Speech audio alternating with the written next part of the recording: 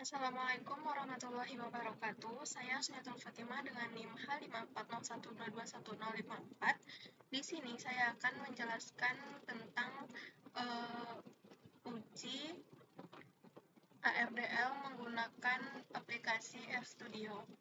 Pertama itu kita masukin datanya terlebih dahulu ke file, lalu import dataset, pilih yang from Excel. Kemudian kita cari datanya. Di sini saya sudah menyimpan datanya. Nah, yang ini open. Lalu di bagian name itu akan saya rename menjadi data 1.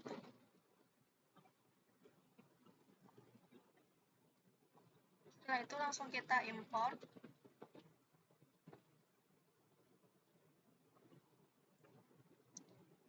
Nah, di sini datanya sudah muncul. Di sini tuh saya memakai data kurs sebagai variabel Y, GDP X1, ekspor itu X2, dan impor itu X3. Untuk tahunnya itu dimulai dari tahun 1980 sampai dengan 2023. Kemudian kita langsung saja ke R-script-nya di bagian sini. Saya sudah menyiapkan script-nya, langsung di copy saja. Nah, di sini sudah muncul. Nah, ini tuh untuk yang package yang harus kita download. Kita ke package terlebih dahulu, yang harus kita install. Apabila teman-teman belum menginstal, boleh diinstal terlebih dahulu di bagian sini. Saya sudah menginstal, jadi saya tinggal checklist saja. Saya cari Dynamax terlebih dahulu. Ya, ini langsung di checklist. Kemudian forecast.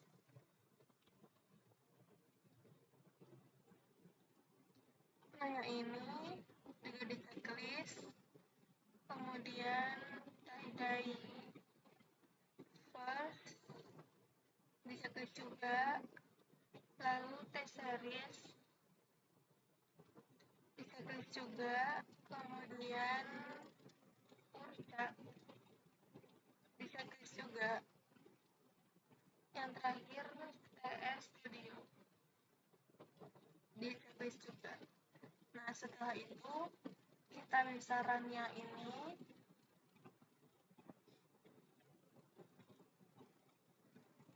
Nah, yang pertama itu kita akan menghilangkan tahun ini, variabel yang time atau tahun ini terlebih dahulu. Caranya itu dengan ketik di sini tuh TS data sama dengan data 1, koma, urusiku, koma, C-1. Di sini tuh saya rename data 1 menjadi TS data.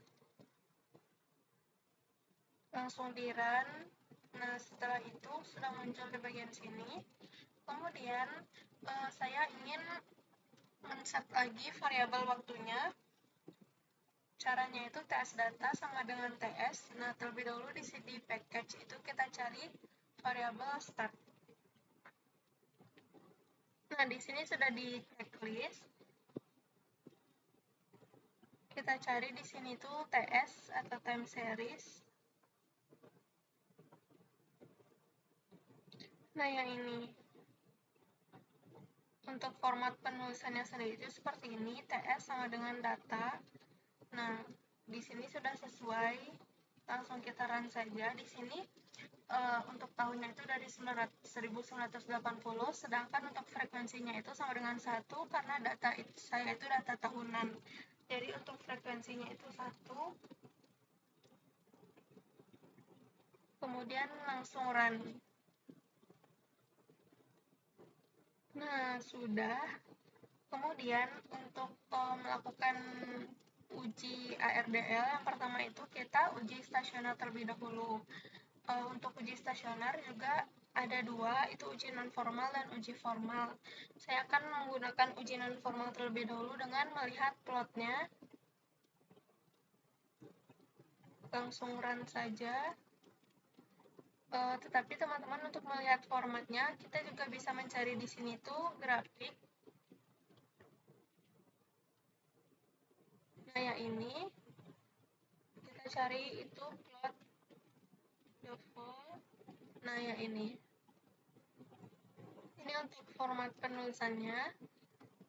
Di sini saya sudah mengetik plot dalam kurung TS data, langsung bisa di-run. Nah, di sini sudah muncul, kita zoom biar lebih kelihatan. Nah, ya ini. Kita bisa lihat di sini bahwa untuk variabel kurs itu datanya tidak stasioner. Ini bisa kita lihat saja bahwa datanya itu terlihat ada tren, sedangkan untuk GDP datanya itu lumayan stasioner, walaupun di sini ada penurunan tajam dan penaikan tajam, tetapi dia tetap kembali ke titik stasionernya. Sedangkan untuk ekspor itu sama dengan GDP, terlihat stasioner. Untuk impor juga sama, walaupun ada shock penurunan dan kenaikan. Untuk membuktikannya, kita coba uji stasionaritas formal. Selanjutnya, kita uji stasionaritas formal.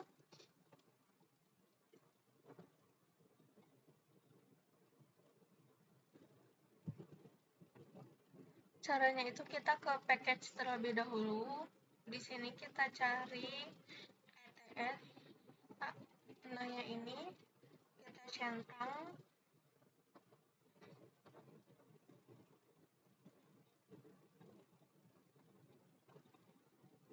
Kemudian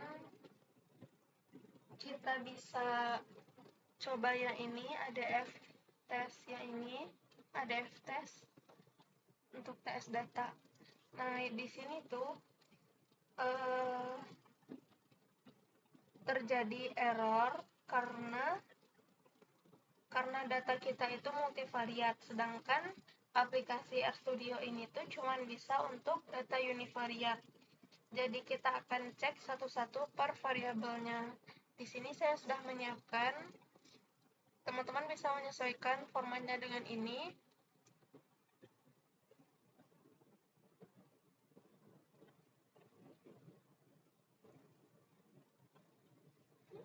Caranya itu ketik yang seperti ini tuh, TS data, kursiku, koma, tanda petik, kurs. Ini itu rename menjadi kurs, GDP, ekspor, dan impor. Kita bisa langsung run-nya ini. Lalu, tadi karena kita lihat dari grafiknya, untuk kurs itu datanya itu tidak stasioner di tingkat level, jadi harus dilakukan differencing. Jadi saya di sini langsung menuliskan differencing untuk yang di bagian sini. The course itu untuk menandakan bahwa variabel course itu di differencing. Sedangkan untuk variabel lain ini tuh sudah stasioner di tingkat level, jadi kita run-nya bagian ini. Nah, untuk selanjutnya kita akan uji ADF test-nya. ADF test yang the course, ADF test GDP, ekspor, dan impor. Lalu kita run-nya ini. Nah, di bagian sini sudah muncul hasilnya. Kita lihat yang kurs terlebih dahulu. Nah, ini tuh datanya sudah stasioner, tapi di tingkat first difference. Kita lihat p-value-nya itu lebih kecil daripada 0,05. Sedangkan untuk GDP, dia stasioner di tingkat level. Datanya itu sudah kecil daripada 0,05. Dan untuk ekspor juga sama, stasioner di tingkat level. P-value-nya juga kecil daripada 0,05. Dan untuk impor juga sama, stasioner di tingkat level. Dan P-value-nya itu udah kecil daripada 0,05.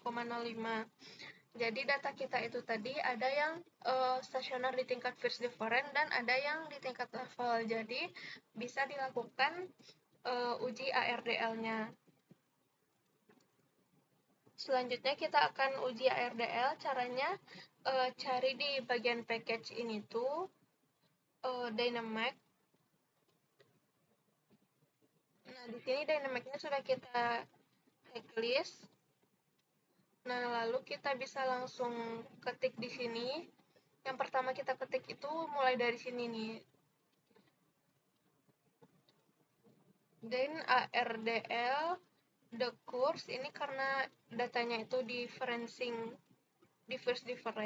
jadi di sini tuh the course ini untuk variabel y yang di sebelah sini, dan ini untuk variabel x-nya x1, x2 dan x3.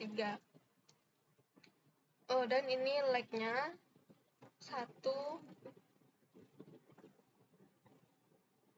Nah, ini untuk differencing. Yang di differencing satu kali itu cuman variabel course, jadi itu dia difference. Sedangkan yang untuk level itu ada GDP, ekspor dan import. Nah, ini kita bisa langsung run yang ini. Kemudian di sini juga kita bikin summary model 1. Ini model 1 itu untuk rename yang ini. Kemudian kita bisa langsung run yang ini.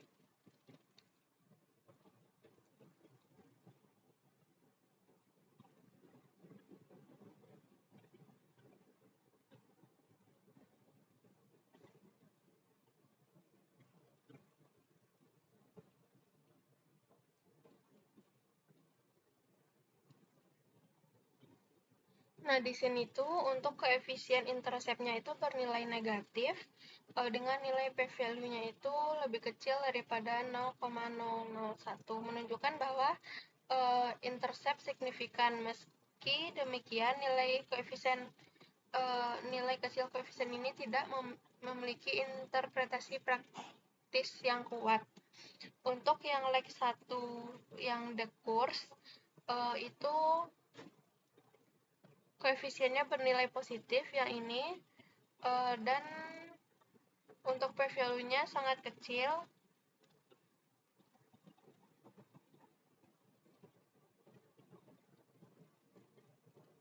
P-value-nya lebih kecil daripada 0,01, dan itu signifikan, menunjukkan bahwa perubahan pada leg pertama course memiliki hubungan positif terhadap variabel dependent. Kemudian yang GDP, koefisiennya bernilai positif dan signifikan, lebih kecil daripada 0,05, menunjukkan bahwa pertumbuhan GDP berhubungan positif dengan variabel dependent. Sedangkan untuk ekspor, koefisiennya bernilai negatif terhadap variabel dependent dengan p-value-nya signifikan lebih kecil daripada 0,05 yang ini. Kemudian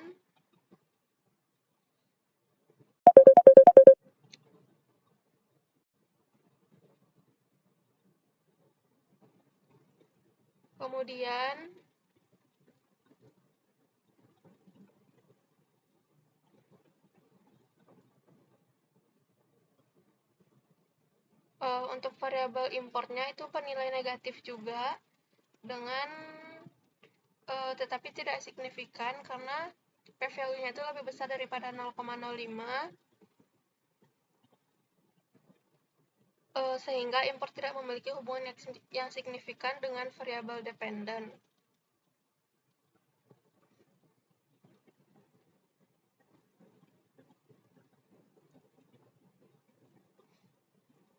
Selanjutnya kita akan menentukan leg maksimal. Caranya itu cari di package ARDL.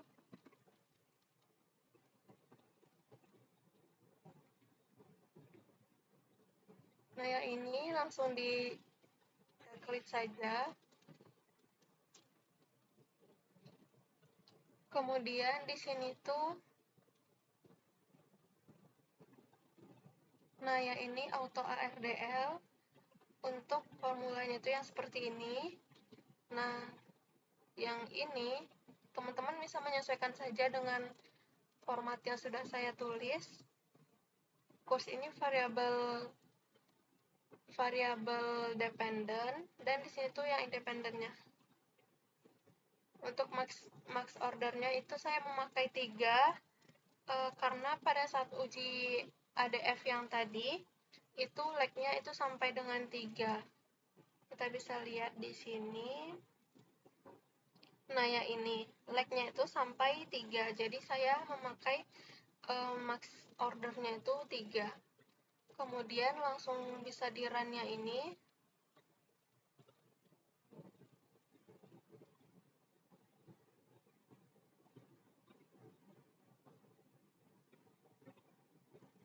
Nah, di sini sudah muncul hasilnya. Kita bisa lihat di sini tuh ada base ordernya, yaitu kurs itu sama dengan 1, GDP 3, ekspor itu 0, dan impor itu sama dengan 2.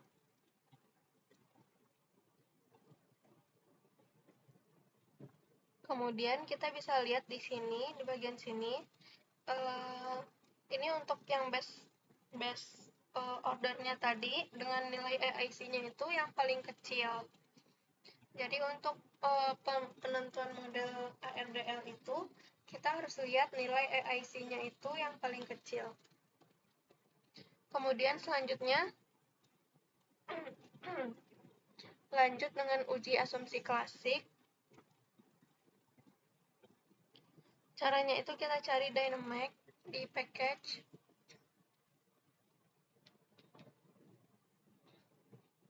Ya ini. Kemudian kita cari yang ini. Dynamax ARDL Auto Correlated. Nah, yang ini.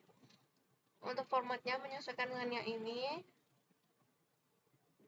Kita Dynamax Autocorrelative model 1.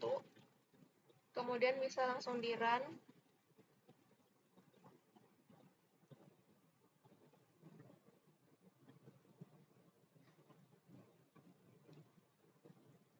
Nah, di sini hasilnya sudah muncul, dan yang pertama itu kita lihat bahwa di sini itu tidak ada autocorrelation.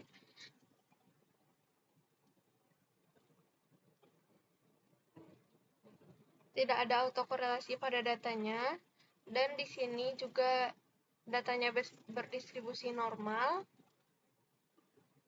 Kemudian di sini juga untuk p-value-nya itu lebih kecil daripada 0,001.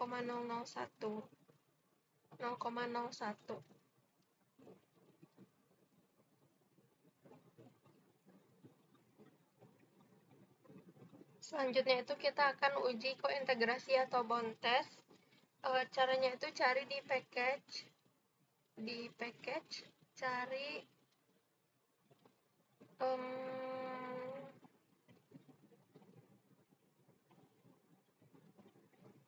delete. Nah, ya ini langsung kita centang.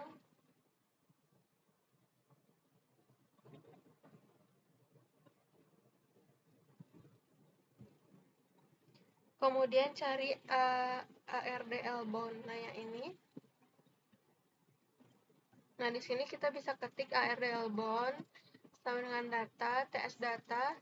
Untuk formulanya itu yang kurs itu variable dependent, yang ini variable dependent. Case-nya itu 3, maksimal P-nya itu juga 3, dan maksimal Q-nya juga 3.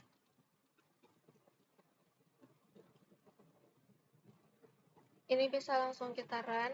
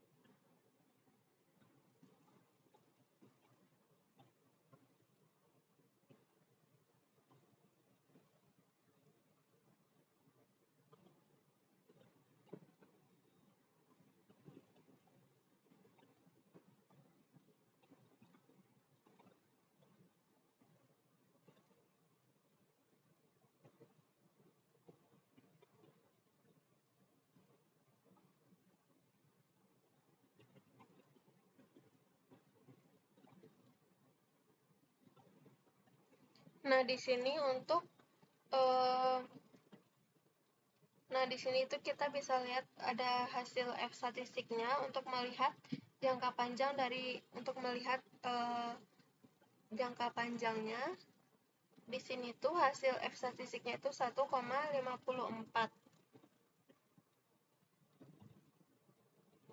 di mana jika f statistiknya lebih besar daripada lower dan upper bound, maka ada pengaruh di jangka panjang. Namun apabila kurang dari lower dan upper bound-nya itu tidak memiliki hubungan di jangka panjang.